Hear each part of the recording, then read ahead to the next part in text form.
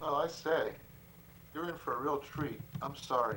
I mean, as much as I would have liked to have presented to you some of the stuff that was already on this tape, um, I think this is going to trump it. Now, you can barely read this, but what we're actually going to have here on Noise Party today is a recording of a Robyn Hitchcock concert recorded in Santa Monica, California. It's deviating somewhat from the ostensible Boston Audio Archives nature of this project, but it will stand in lieu of a perhaps superior concert that was performed around that same time at T.T. the Bears, but I didn't get a tape of that, so you'll have to settle for this one from Santa Monica, California. However, for the second part of this presentation, we will be bringing you a genuine live recording from the great era of Boston rock and roll, the end, let's say, of the first great era, or the second great era, if you prefer. A concert recorded by Uzi shortly before they broke up, about 4 months, 5 months later. This was recorded at T.T. the Bears on the 14th of November of 1985. And now, without any further ado, we bring you Robyn Hitchcock.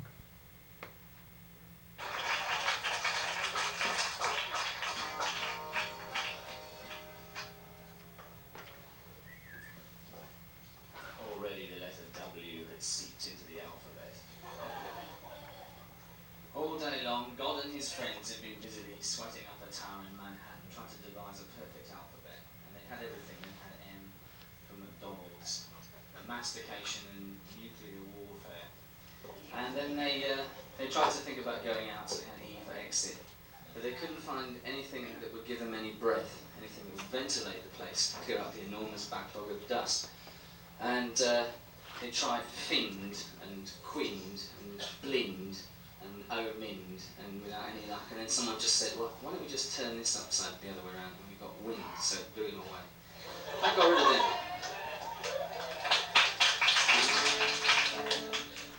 Meantime, this is just a very simple song about reproduction and the way that the soul naturally cleaves towards incarnation. If apparently it has desire, it's not like a hungry soul.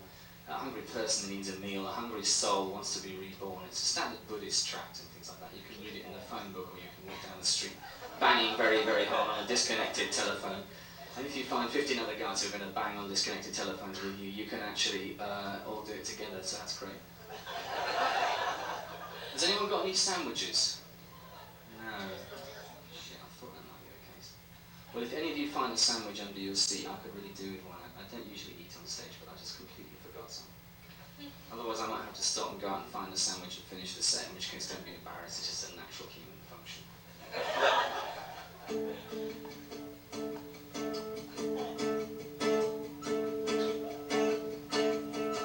And when she feeds the flowers up, they rise their pretty little heads. And when she waters them, they smirk and smile and wriggle in their beds. And in a globe of frogs, we're making love and looking on. And in a globe of frogs, we're making love and moving on. And when she walks across the floorboards, how they squeak and ooze and moan. When she walks across the floorboards, they're so glad she's on her own. And in a globe of frogs, we're linking tongues and moving on. And in a globe of frogs, we're pressing hard and praying. Mrs. Watson, all your children have been certified insane.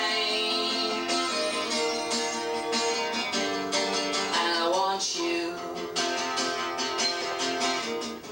And when the night comes down, the houses close their eyes and dream of her. Their shuttered eyes reflect the stars inside, they wrap around her form. And in a globe of frogs,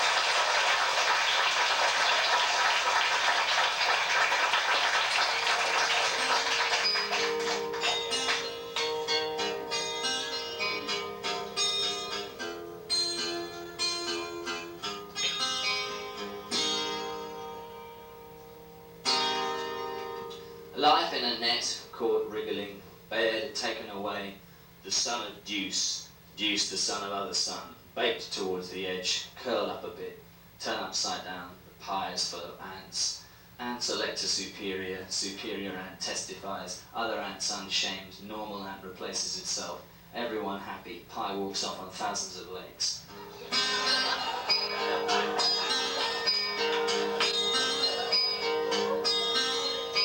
Often dream of trains when I'm alone. I ride on them into another zone. I dream of them constantly, heading for paradise, or Basingstoke, or Reading. I often dream of trains when I'm awake. They ride along beside a frozen lake. And there in the buffet car, I wait for eternity, or Basingstoke, or Reading. I often dream of trains till it gets late. The summer turns to winter overnight. The leaves fall so suddenly. The sun sets at 4 o'clock, exactly what I'm dreading. I often dream of trains when I'm with you. I wonder if you dream about them too. Maybe we'll meet one night out in the corridor. I'm waiting for you, baby, baby, baby.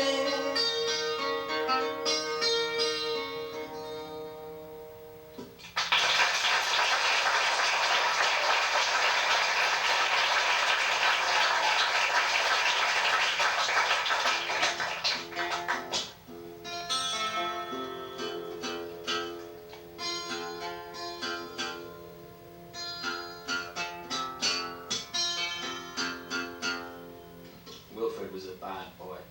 He fell on the carpet. Eventually they just decided as he wasn't going to get up, they'd just leave him as part of the carpet. Within 2 or 3 months they were so used to seeing Wilfred as part of the carpet that they'd regularly spill things on him. The dog would always make for the patch of the carpet with Wilfred in and sit on it. The dog would sit there with its twin jewelled eyes sparkling round and round with a kind of happy, digested look as though it had just had a sandwich, and it would sit on Wilfred.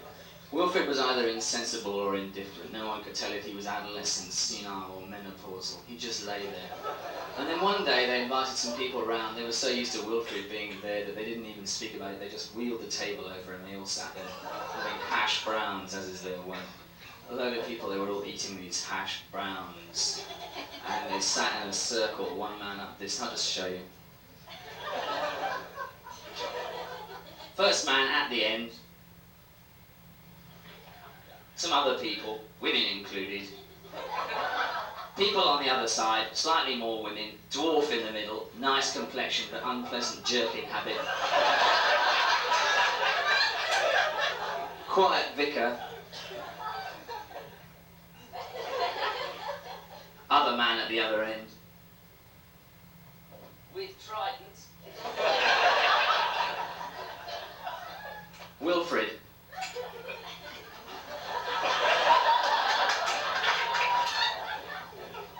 Then suddenly Wilfred wakes up. Gets up, the whole thing's shattered. It's the usual business. It's like earthquakes, you know.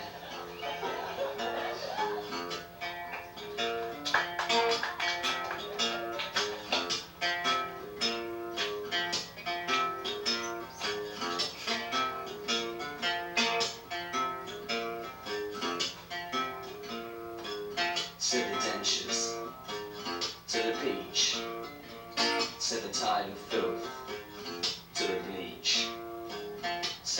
spike, to the tomato, said the curry, to the corpse, I got the hots for you. I got the hots for you. I got the hots for you. I got the hots for you.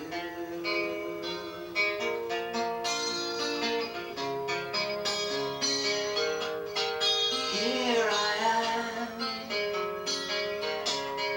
looking out on a crystal world, floating currents of human eyes, baking land under creamy skies.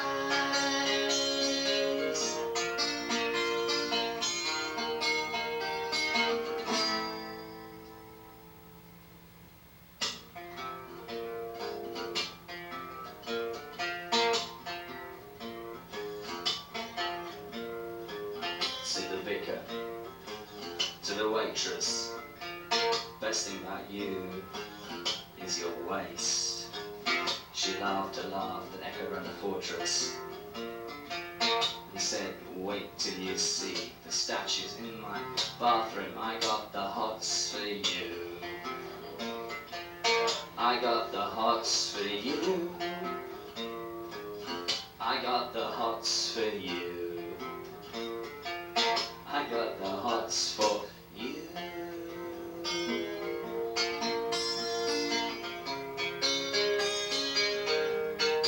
There she was. When you see her, your eyes awake. Electric bulbs on a birthday cake. Would you care for a lump of steak?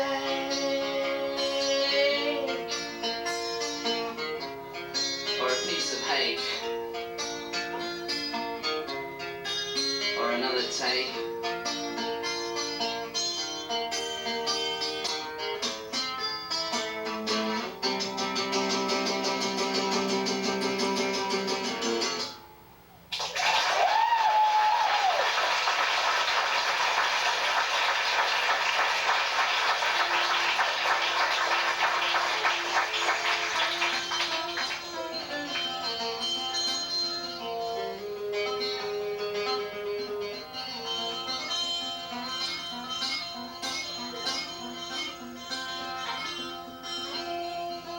In the desert,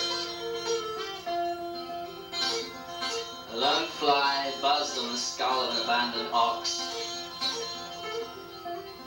And people aimlessly waved towels at each other, rushing up and down long tracks of tarmac with propellers on their heads. An old woman wrung out a newspaper. The print came off on her hands, but it was so hot, it floated away in the air. Old headlines floating backwards up against the sun. Telegraph poles running in every direction. Mailboxes sliding ominously downhill. Listening to Curtis Mayfield and the Impressions in a car at the bottom of a dry riverbed. Eventually they got out and sat on the vertebrae.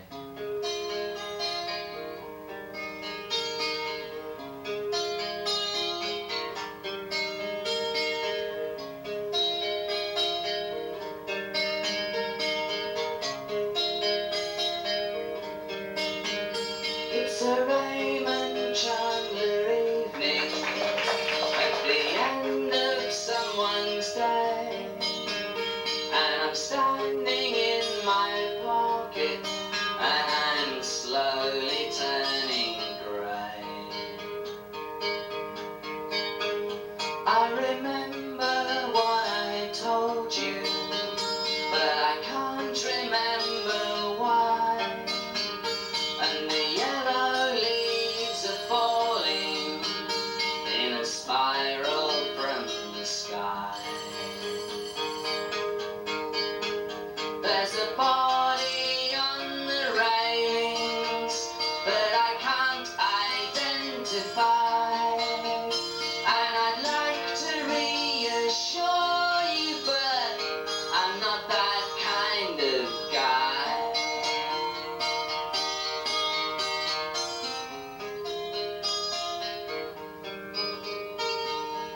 Wilfrid, disgraced, was sent upstairs.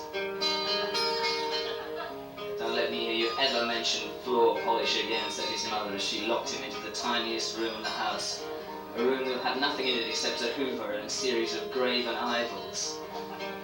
As soon as Wilfrid adjusted his eyes to the darkness of that unpleasant, fetid and crepuscular room, he noticed that the graven idols seemed to be in a kind of party mood.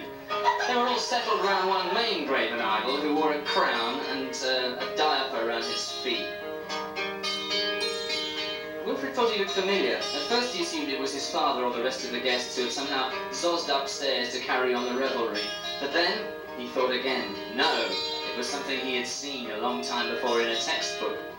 He couldn't figure it out. Was it Archbishop Macarius, the long-dead ruler of Crete? Or was it Steve Webster, the person he'd never actually met? No, it was the evil one. Natch, the evil one, was sitting there with his friends in this tiny broom cup and having a whale of a time. "Ha! So you've got here, Wilfrid," said the evil one, affable to the last. "Well, I didn't get here, they just shoved me in, that's all." "And what was your crime?" said the evil one, pompous but didactic as ever. "Well, nothing, I just fell asleep for a while and then woke up." "Ah!" said the evil one. Wilfrid waited for the evil one to continue, but he didn't. He just stood there holding a fork which didn't move, and then as Wilfrid's eyes got closer and closer to the fork, he found they'd moved out from his body, so each of his eyes was maybe 6, maybe 8, maybe 15 inches from his head, as if on elastic. "What are you staring at then?" said the evil one. Wilfrid just couldn't speak. He couldn't even stammer. He couldn't retract his eyes. The evil one clapped his hands and they stuck together. So now he was in the same boat as Wilfrid. Fortunately, at that moment, Wilfrid's mother came in and gave them all an ice cream. It's a Raymond Chandler evening, and the pavements are all wet, and I'm lurking in the shadows, 'cause it hasn't happened yet.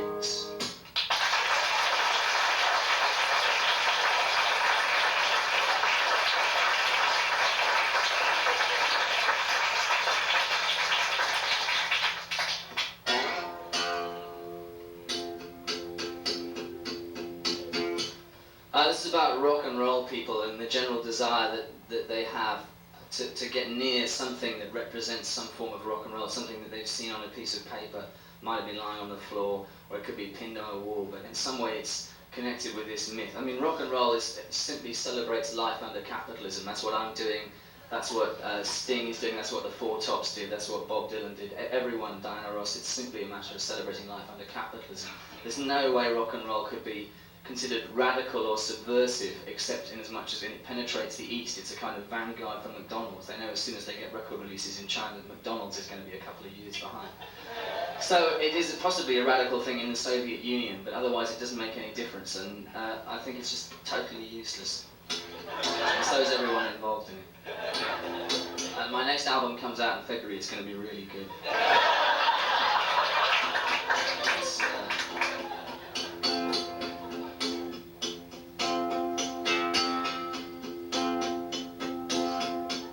So you're photographed with Charlie Watts. It doesn't mean to say you're not. Just a loser. And you wish you could be Brian Jones, but now he's just a heap of bones. That's one better than you. You're a loser. Photographed with Iggy too, 'cause you think it might rub off on you. Forget it. You're just trash. You're just trash. You're just trash, and you're a loser. And you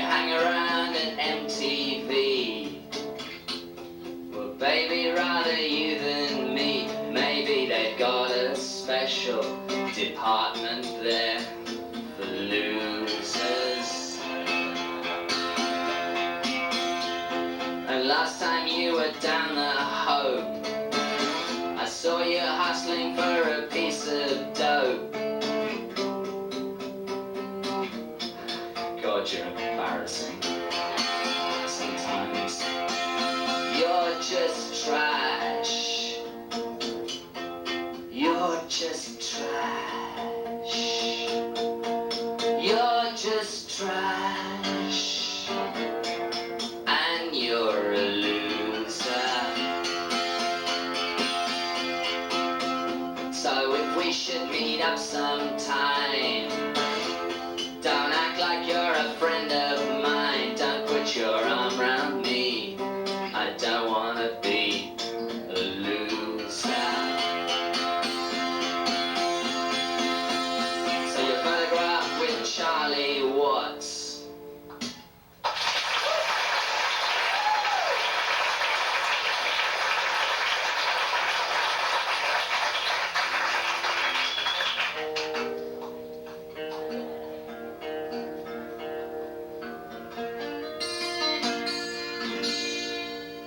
Aerosol cans, pigtails, flies, onions, ventilators, parrots, onions, queens, bellows, hairnets, finches, dwarfs, piles, and rakes, all in the same tiny, transparent, membranous bag, shaken from a large crane oscillating uneasily over the skyline.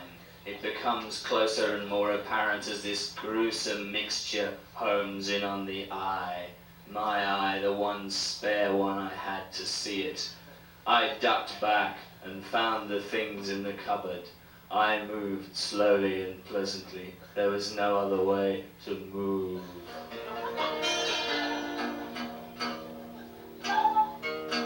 Well, effectively.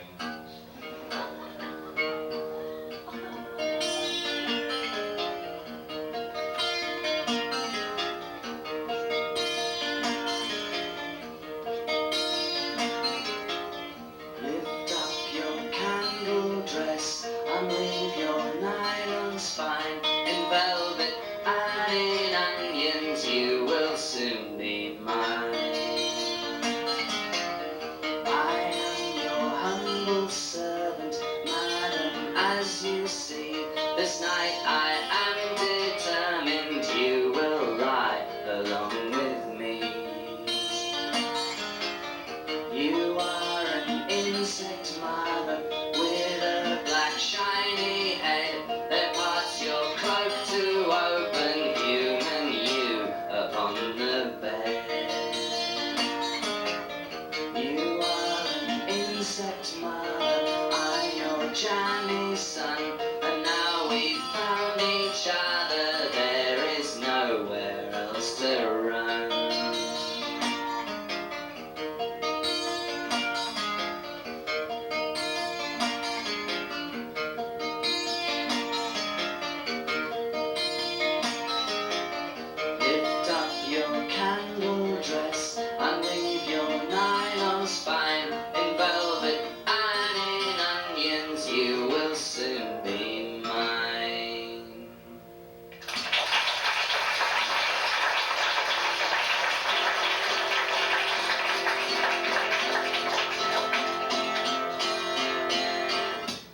Yeah, this gets pretty close to what people think of as love and the interchange that's involved by that, the way that various molecules move from one person to the other.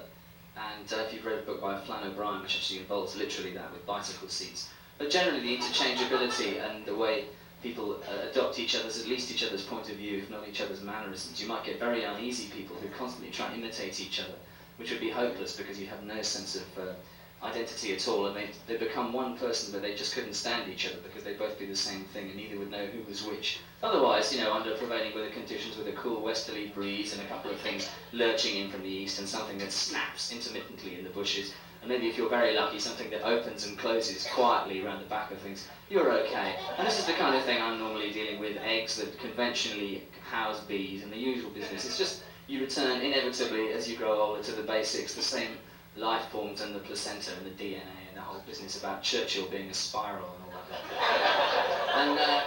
And it all fits in very, very positively, and there's no point saying anything that isn't going to make sense, because otherwise people are going to be mystified, they're going to go back home and they're going to sleep with an iron, and it's no good.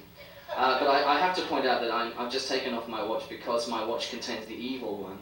And I don't know, you've probably all seen all the other gigs anyway, but I just have to explain in case someone hasn't seen one of these gigs, that I've got the evil one in my watch where time and money converge, because although, technically speaking, time frees us and gives us a certain mobility, because otherwise, obviously, everything would happen at once. So as I traverse this stage, I'll just show you. With time, I can do it like this.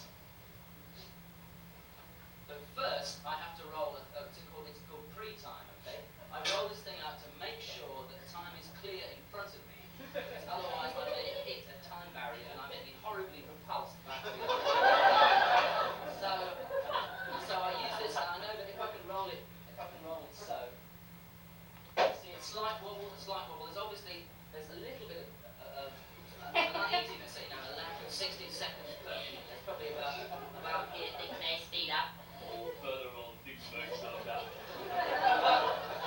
So, I mean, take me, I'm a fairly average person. I can walk straight across here, and I walk with the aid of time from one end to the other. No problem. Now, this is where the evil one is so subtle, because he's permitted me to do this with time through the decay of matter and redemption of the flesh plus its decomposition. But that's without sales tax. Otherwise, you just go, without time, you would occupy every single moment of one. So it would be like, if you can imagine a retinal trail behind me, hundreds of other goblins all moving across the stage like this. But also with some guy going, and at this very point we can see him crossing the stage now, amazingly enough occupying the entire 15-foot diameter all by himself. Because you don't need descriptions. But I mean, so just to reach the end of it, without time I would be in this bulk impacted lot. You lot wouldn't even be able to get out of here because you couldn't have come in, but if you had, it wouldn't be any use at all, because you'd be it would be jam-packed with your previous self. So time liberates us, but at the same time abuses us. And this is what the evil one does with the aid of money. Obviously, in poor countries, there is no time at all, so everyone exists for a half a second and then dies.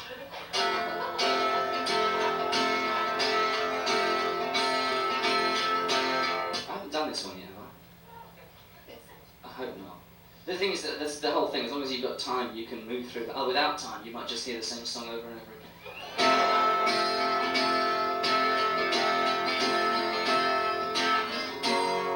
In agony of pleasure,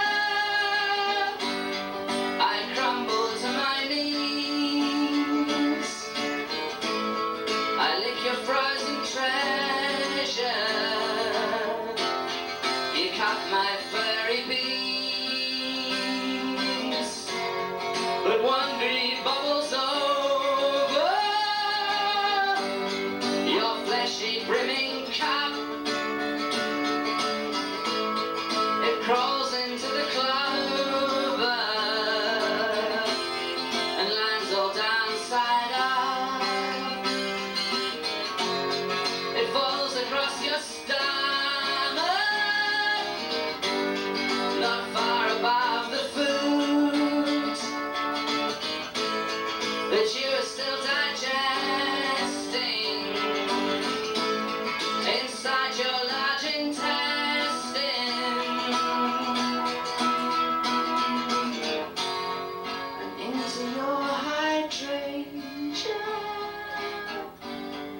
Draws its furry legs. You're crouching like a stranger that aches to lay her eggs.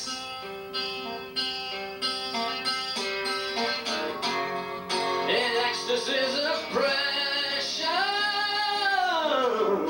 you quiver in the jam, while naked angels measure a piece of rotting hand.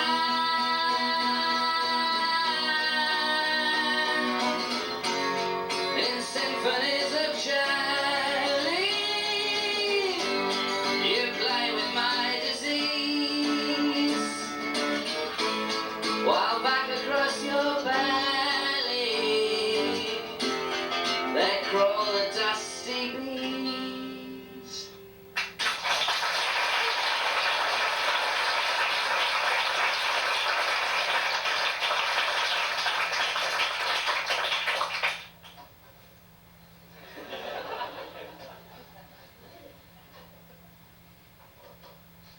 Right, well this is fairly simple. The parameter of the hood is put over the parrot, eclipsing the bird down to about here. The feathers grow up just over the ribs and the rib cage and so on, just so. And then from there down to about there is the bit where the whole of the rest of the stomach misses completely, and the parrot is supported entirely by its spine from about here to about here. And thus having the abdomen is fairly clear. And then the rest of the legs are encased in leather waders with black and yellow stripes going right the way around to the boots, and the feet have been cut off and have been replaced with pads of salami which go up and down, but they're hydraulic, so they, sometimes salami expands in contact with itself. And this stuff will sort of open and close to give the kind of mobility that conventional feet can't use. And this is how people usually play the piano. So this is it, and I'm just playing one of these. It's in F. No, it's not at all like that, actually, because people like Brook Benton and things, which you wouldn't get ordinarily or anything like that. In fact, Dean Martin's just been in London, and the whole thing's very simple. But I wouldn't want to play that exactly that way in case you didn't think it was, or there was anything curious. I mean, it's like a marshmallow. You can flick a marshmallow off the top, but you can't stop someone putting another one back there.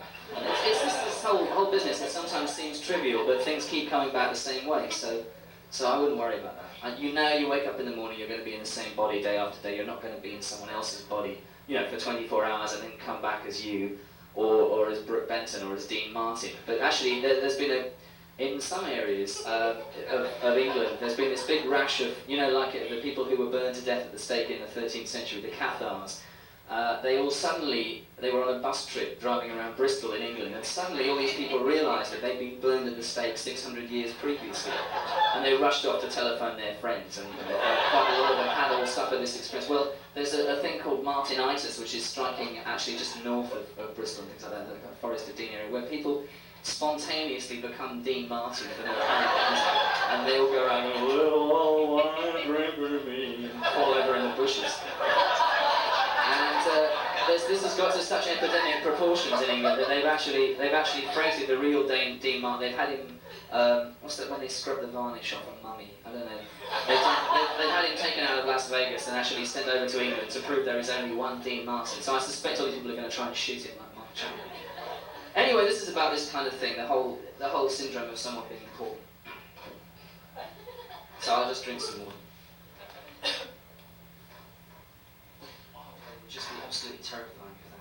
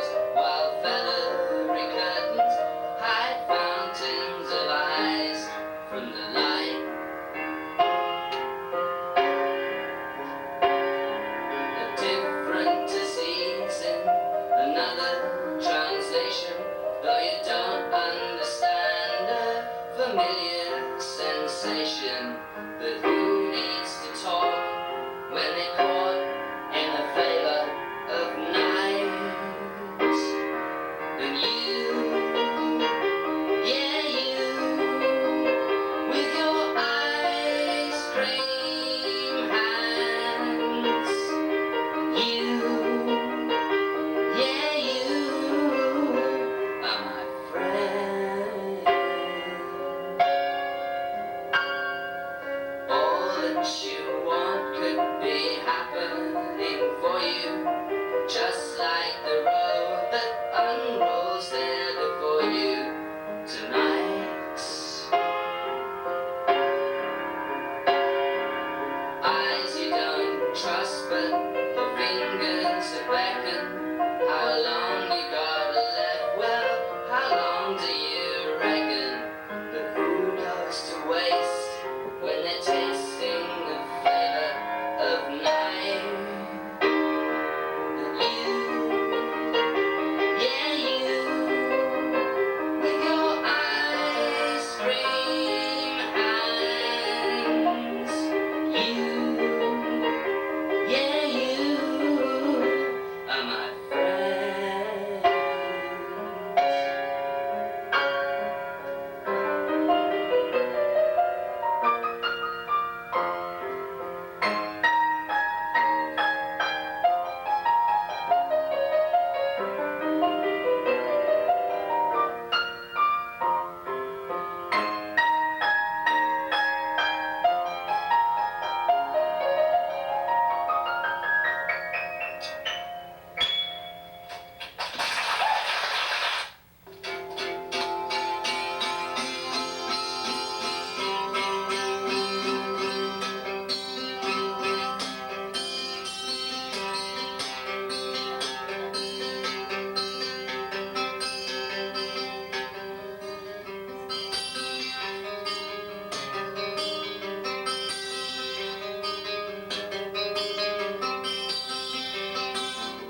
There's 52 stations on the Northern Line.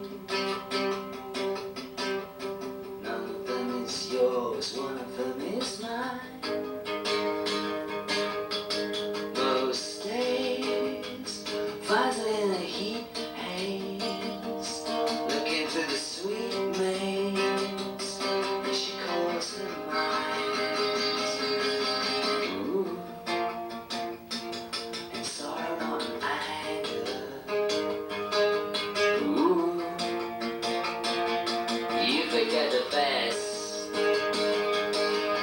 Ooh, you remember how she was looking then.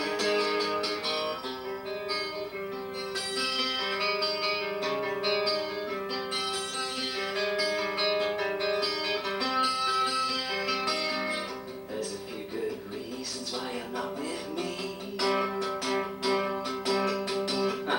On a night like this, they're so hard to see.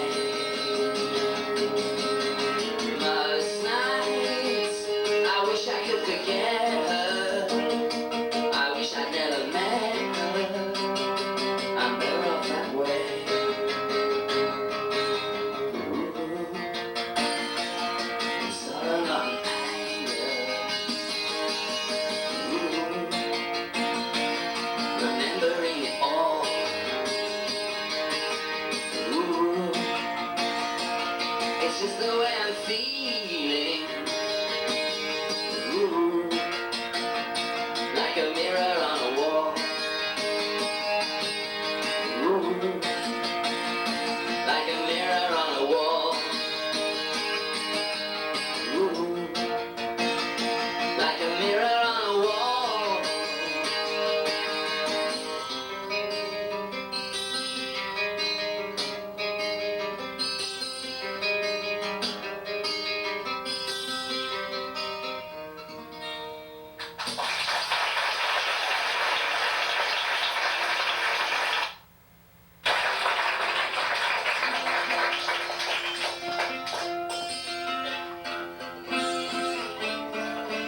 No, it's really very misleading actually.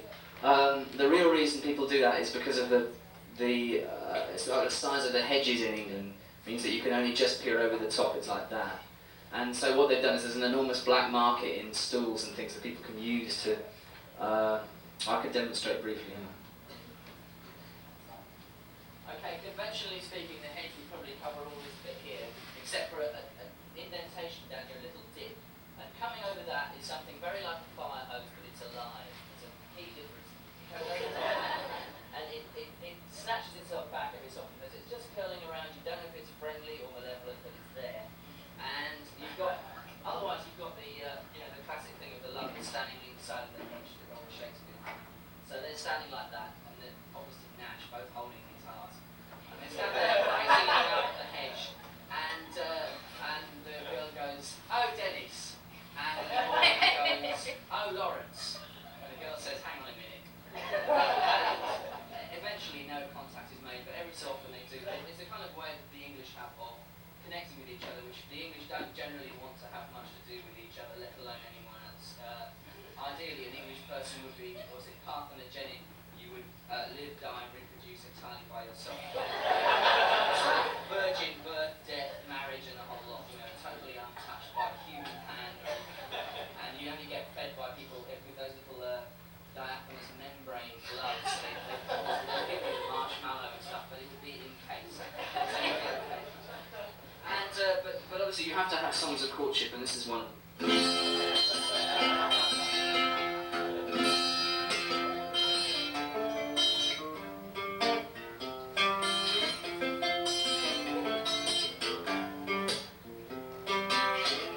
Treat me lean and wiry. Treat me hot and fiery. Tell me you desire me. I got a message for you. Treat me hard and rubbery. Treat me soft and blubbery. Let's go to the shrubbery and make plans. I got a message for you. If I was a hairless spinster covered in festering boils, would you still make love to me, or would you recoil?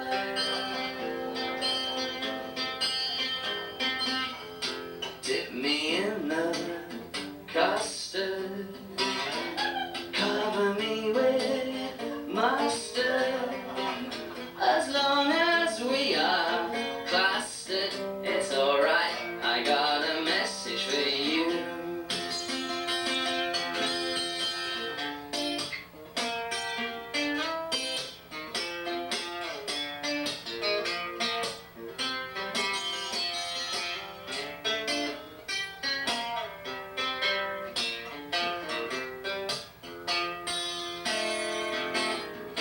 Though I'm not a piece of veal or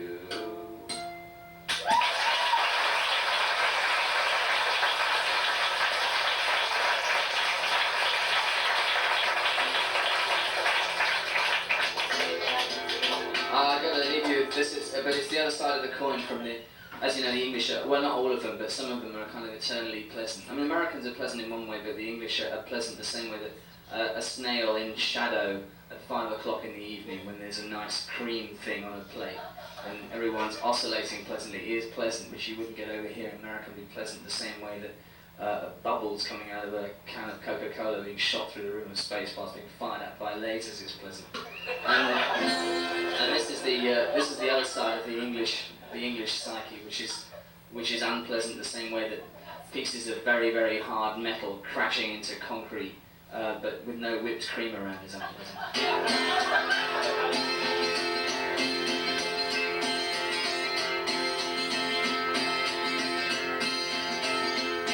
I see the birdies in the trees, I hear the fishes in the seas, and perching on the garden wall, I see the man that made it all. I see the sand, I see the stones, I see right through into your bones. Your skeleton can dance all night and cape beneath the swaying light. Sleeping with your devil mask is all I wanna do, and when I stop it means I'm through with you. Yeah, yeah, yeah, yeah, yeah, yeah. So welcome Mr. Dennis Forbes, sleeping with your devil mask, who's brought along his perspex orbs, sleeping with your devil mask, and they are full of leather keys, sleeping with your devil mask, could rattle in the evening breeze, sleeping with your devil mask. I've got to have a nasty thought, sleeping with your devil mask, because of all the stuff I bought, sleeping with your devil mask. I'm sultry Mr. Garrick Hobbs, sleeping with your devil mask, who does a load of useless jobs, sleeping with your devil mask. And in the chapel after lunch they used to cluster in a bunch, sleeping with your devil mask is all I wanna do, and when I stop it means I'm through with you. Yeah, yeah, yeah, yeah, yeah, yeah. It's all compulsion, there's no choice. My mother's second name is Joyce, sleeping with your devil mask. And once when she was very young, she saw a cellist being hung, sleeping with your devil mask. And 13 men with long black heads all came and stood around her bed, sleeping with your devil mask. But when the morning light came in, she saw their heads had all caved in, sleeping with your devil mask. Their rotting brains fell to the floor and crawled away towards the door. Sleeping with your devil mask is all I wanna do, and when I stop it means I'm through with you. Yeah, yeah, yeah, yeah, yeah, yeah. Oh, the organism rapes itself, sleeping with your devil mask, and then gives birth upon the shelf, sleeping with your devil mask. And over where the magpie struts, sleeping with your devil mask. A flower billows from my guts, sleeping with your devil mask. Some things go in, some things grow out, and next time round I'll be a trout. Thank you, good night.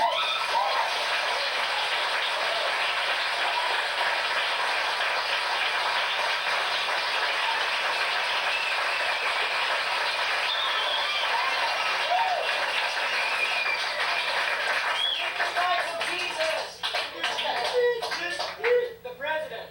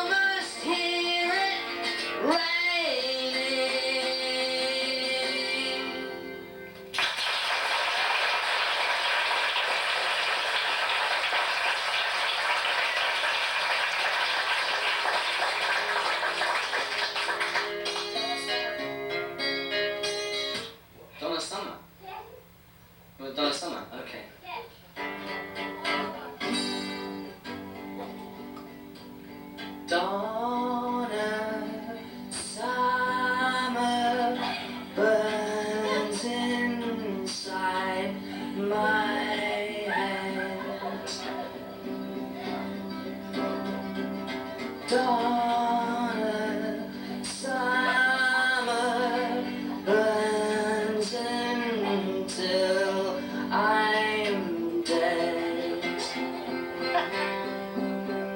and I've bled like I said when I watched hard and saw her breathing. I was seething, but dawn of summer didn't know or care. Dawn of summer spins just round and round, and hungry pigeons circle round and round to see what they found. But I knew when I saw you so blue that you would always have the things of me. Mystery, tragedy, comedy, and dawn of summer. Thank you. Good night.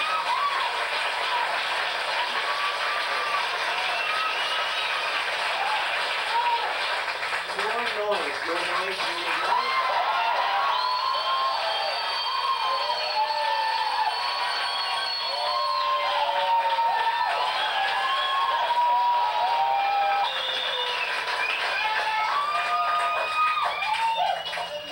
Come on, sir.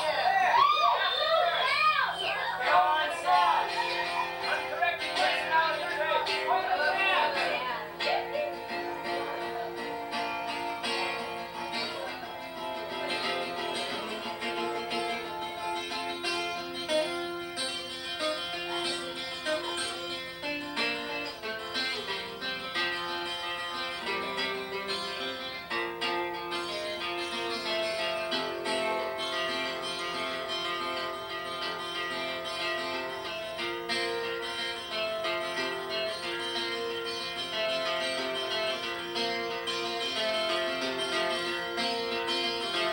And what brings you here so late, says the night on the road.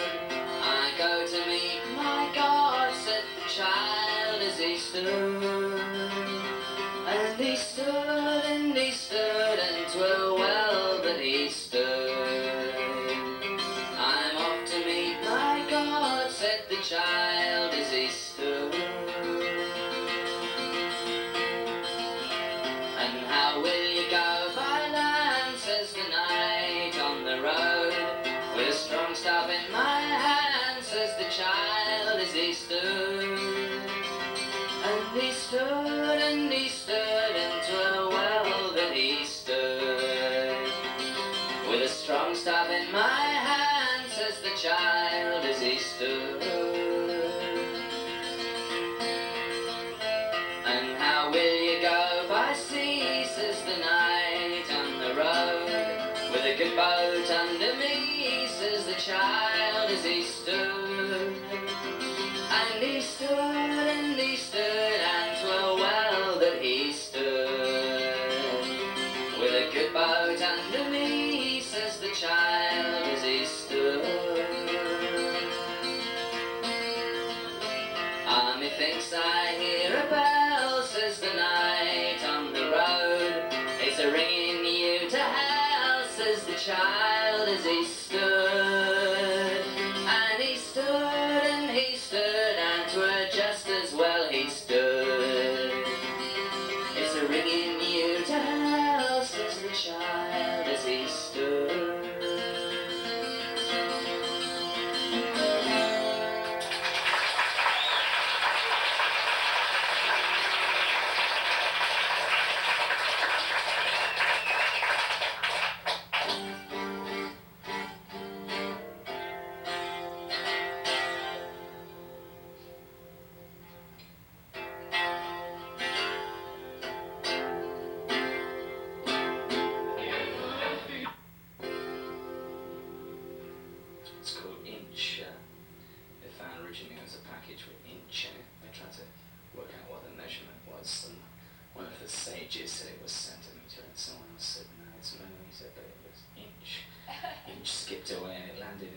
vertebrae. Suddenly the guy was an inch taller. He zoomed away and he took a bit out of somebody's leg. They began to bend. Inch came along and made someone's nose just a bit too far and they failed their screen test. Inch came along and somebody fell off a cliff. Cliff and Pat was screwing on the dunes where the crabs arrived. It was the usual process. Some guy had just been dismembered and they just had to rejoice.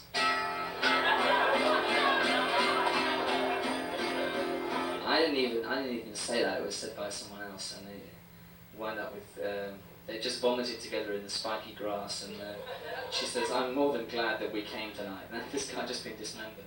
The other books were worse.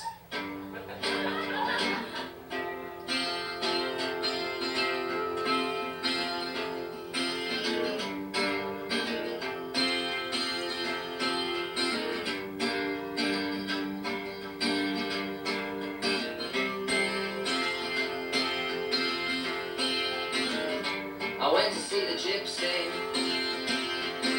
staying in a big hotel. He smiled when he saw me coming, and he said, "Well, well, well." His room was dark and crowded, the lights were low and dim. "How are you?" he said to me. I said it back to him. I went out to the lobby, make a small call out. A pretty dancing girl was there, and she began to shout, "Go on back to see the gypsy. He can move you from the rear, bring you through the mirror, drive you from your fear. He did it in Las Vegas, and he can do it here." Outside the lights were shining on the river of tears. I walked in from the distance with the music in my ears. I went back to see the gypsy. It was nearly early dawn. The gypsy's door was open wide, but the gypsy was gone. And that pretty dancing girl, she could not be found. So I watched the sun come rising from the little Minnesota town, from that little Minnesota town.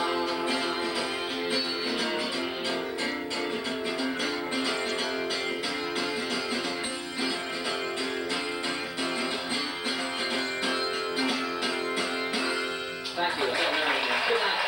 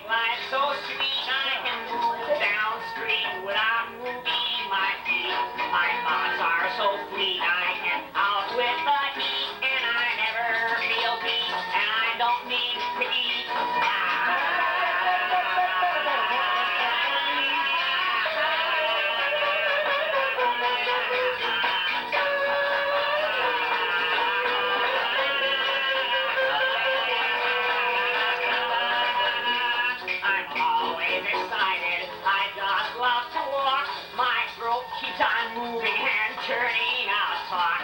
I love to draw pictures in layers and layers and say the words backwards when I say my prayer.